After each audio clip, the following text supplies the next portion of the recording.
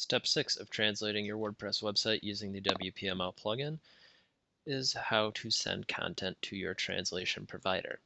So we're going to focus on two types of content to send today. The first will be pages. So in your WordPress environment, you'll want to go to WPML, and in the Translation Management tab, then you'll be directed to the Translation Dashboard. Here we have filtered any types of content that we can send for translation. We're going to focus on pages. So if you need to send a page for translation, it's very easy. It's a very shopping cart mentality. You will check the page that you want, scroll to the very bottom of the page, and you will pick which languages you would like to translate that in. You would then hit translate and add selected content to the translation basket.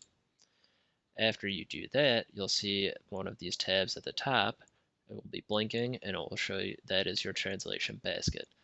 So after you place the content in the basket, you will then have the option to give it to your translation provider. So I can either choose WordBBox or assign it to one of our local translators. After you do that, you would click Send All Items for Translation, and then you are set to translate that page. The second type of content that we'd like to focus on is string translation. That can also be found through the WPML menu.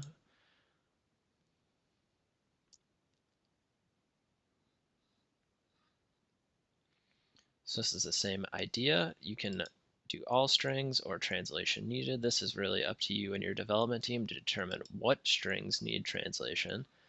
So let's just say, for example, this one. So as you can see, status reads translation needs update.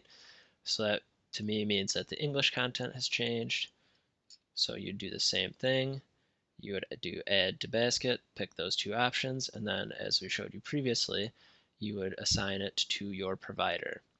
And that is step 6 of translating your WordPress website using the WPML plugin, which is how to send content.